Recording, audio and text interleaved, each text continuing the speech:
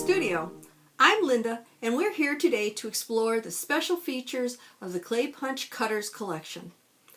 I will share with you some of the tips and tricks for using the cutters in your own clay work. This will be a series of 3 videos with different techniques. Today is number 1, so let's get started. The first technique in our 3-part series on using the clay punch cutters is the wiggle tip. I'll show you shortly why I called it this. I usually use a clear glass work surface, but because of the photography, I've put a piece of deli paper on here. You can use the deli paper. I also have a non-stick Teflon sheet, which makes it a little bit easier to remove the clay than when you work directly on the glass. Now for the first part, the first step here is I've cut out some shapes. These shapes are about 1 millimeter thick. Generally, every time before I start to cut the holes, I will smooth the edges on the back of the shape that's cut. Cutters tend to leave a little ridge along the back side. And I do this first because if I were to cut the hole before I did that, then flipping it back and forth and doing the smoothing can cause it to distort the hole that you've just cut in there. So, using one of the round cutters, I will show you what I'm going to do to make that cut. Now you can use water, but my favorite is to use a little pouncing sock here filled with baking soda to keep the clay from sticking in the cutter. Now generally they don't stick very much, but sometimes they do. Your clay can be sticky and you know it'll stick in things. So I pounce the tip of the cutter in the baking soda and then line up my cutter in where I want the hole and press it down. Then I do a little twist and wiggle. There you go. Took that clay right out of there so that we can use the plunger to plunge that clay out that I don't want to have, and I'll put that aside to use in something else. So there's my nice little hole in here. Different sizes, depends on the jump ring size. I like to use larger metal wires and jump rings, so I put a little bit larger hole in mine. For some things I may use the very smallest hole that I have here for the cutter, and it'll give you a really tiny hole that's good for the rings or the wires for ear wires. Now I take this, and generally, if you can see this, it leaves a really nice cut hole in there on the back side. But if you see a little bit of ridges in there, it didn't cut quite as cleanly as you'd like, then I take a little clay shaping tool and smooth that down. Now I'll show you again. Here is another piece of clay that I have ready to use, and I think I'll use the big hole cutter for that because I'd like to have a big hole for my wire. I just tap it into the pouncer with the baking soda, then line it up here. I'm going to leave it sitting there so you can see. I like to have the hole spaced about 1/8 of an inch in from the edge. If you get too close to the edge, then it's a lot more susceptible to break, especially on a thin piece of clay like this. And then I push down and give it a little twist and wiggle, and out comes the clay. Now if the clay stuck on there and you wanted to, sometimes it will stick to the surface, you just peel up the shape and the plug will stay on the surface of on the work surface for you. So this one, I need to take my shaping tool, my clay shaper tool, and smooth that out a little bit, widen it out some. I'm real gentle when I'm doing this so that I'm not distorting it. And there you go. For the second part of the wiggle tip trick, I'm going to be making several different shapes and sizes here for a bracelet, and I'm going to use different cutters. But what I'm going to focus on is showing you how to get these to be just right, placement of your holes, and working on thicker clay. Now I'm doing this on my clear glass work surface now because of the grid. I need that grid in placing my clay piece so that I get the hole in just the right place. So this piece of clay is about 2 millimeters, 1/8 of an inch thick. However, you can achieve that layering clay or just doing rolling it thicker in your machine. But this one I have made thick, and I'm going to position this on that cross line on my graph here so that is pretty centered. Now I've got an oval shape, so I'm going to use the oval shaped clay cutter and try my best to get that centered in there and right from edge to edge before I press down all the way. Yeah, it looks pretty good. So I'm going to press that down, and again, that was through some thick clay, but if I kind of wiggle that from side to side, and I can't, it's not quite as easy as with the round ones, but there you go. It cuts that hole out nice. Now the clay did stick in the cutter, because guess what I forgot to do is pounce it. And won't forget the next one. And once I've got the hole cut, then I'll take my shaper, and I have several different color shapers that I use at different types of tips, and I'll go around that edge just to remove any type of burr that could be left in the clay. But it makes a really pretty clean cut all the way through that clay.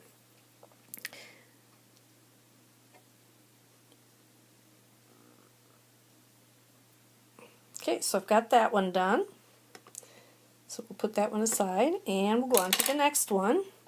And this one is a square. Again, I'm going to line this up on my graph so that main line is going down through the center. And you can see I've already put a little imprint here where I want to be. But remember, I'm going to keep this about that width, about 1/8 of an inch from the edge. Because even with a thick clay, you don't want it too close to, you don't want your holes too close to the edges. So I pounce it in my baking soda and line that up, and I'm going to have to look at both directions here to see that that's centered both way, and then push down, do a little bit of wiggling from side to side. Yep, this one came out. Sometimes the clay likes to come out like that. Pounce it again, and I'm going to do the other side. See how well I can get this lined up. Cut through, and it's coming out. I took turning that over, and there is a little bit of clay that kind of popped out here that I don't want to leave. So I'll take that out and work on it some more. Depends on how much you want to work on it. I really like to have my pieces look very finely finished, so I will do a little coaxing on it to make it look that it is even though I may not be even. Okay, alright, got the squares done. Now let's go on to the next one. Okay. Here again, I'm hoping that repeating this will help you to see what's the best method for doing holes and where to place them, especially larger holes. I've got mine lined up here, and my outer edges are along this 2 lines on the grid. I get this in here and push down, and this one is really easy to wiggle around and around. Now that clay, thank heavens that clay stayed in stuck tooth glass. So we won't have too much problem with that though, because instead of plunging it out of the cutter, we'll just peel it off the glass. Again, I'm going to line it up here Try and get my spacing inside where I want it to be, and do the wiggle. The whole thing came out. But you can see that will just pop right out of there. And I can use my plunger in here, plunge that out. We'll have a little pile of shapes and holes. Then I'll use my clay shaper and shape around that inside and get rid of some of the edge that might be there. Now these cut really nicely, so you really don't have to do this kind of thing to it if you want to just let it go. But I like to have them smooth, so I will do this. So I've got the round one done. Put that over here. We're going to do a different shape now. Oh, and this is kind of fun. Let's do it from a different direction this time. So I've got a diamond, so I'm going to place that on my grid so that's lined up. And this time I'm going to use a different cutter. Let's use the rectangle cutter. I don't have a diamond one, or I would use that. You don't have to stick with the shapes. You could use it if you want. Just be creative. And again, I'm placing this so I've got my shape in a nice distance here from one edge.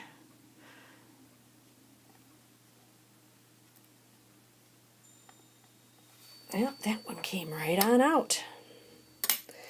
And let's use, the beauty of this is even though there's not a solid rod plunger, there's another shape that just fits in there, and we'll poke that piece of clay right out. Okay, now there I've got one hole on one side, so let's get the other hole cut for the other side of my bracelet. Push that down, kind of give it a wiggle back and forth. There you go. This one came out too, so we can plunge it out with the other clay cutter. That's just slightly smaller. And there we go, we got that one cut. And because I have these in different shapes, then, you know, I can still get in there and do a little bit of smoothing of that clay and make them, and I think you probably can see that this is just a slightly different size here on this one. And it really depends on how well I push down and cut and how much I can wiggle the cutter when I'm doing that. But that one came out pretty good too. Right, here's a challenge for you. I have a triangle. So part of the challenge is getting it lined up. So I've got this major line down the center, tip to the center here, and you can tell by getting it spaced there. Alright, I'm going to dip this one in my pouncer and take this cutter and line it up right with a point right along this line here. I've got this lined up on the line of the graph and push that down. Carefully push it smoothly straight down so that you've got a straight hole in there. And this one has clay in the tube too. It's stuck in there. And I'm going to use either a smaller cutter or the plunger to get that clay out. Let's try this again. I already kind of pre-planned how I was going to place these so that I knew that I had them in the right location. Do a little wiggle. You could call it the little wiggle dance. Pop my clay up. You know, go back and prep some of this. Okay, one last one. Okay, here's another one that's kind of an oval, and they want to get it lined up and centered on here. And this one we're going to do on both sides. Press it out.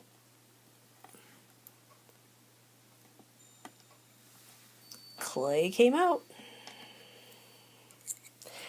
This is really sticky clay, and with as thick of a piece that I'm cutting into, it's more than likely that it's going to come out. As you can see where all the ones we've done. You can pounce a lot more baking soda on your tip. It may help, it may not. And so you can see why I do my smoothing on the shape before I cut, because even cutting that and wiggling caused that to distort slightly. Looking at my edges, seeing that I got it placed in the right place. Okay. And out she comes. And there's my last shape. Now I think these would be kind of cute when I put this together with some extra thick jump rings. Make a nice bracelet. There we go. And that is the wiggle trick. Shown here are the tools and materials used in today's technique demo. This is the first of the Clay Punch Cutter series of tips and tricks for using your clay punch cutters. Thanks for joining me today at Naturescapes Studio. I'm Linda. Until next time.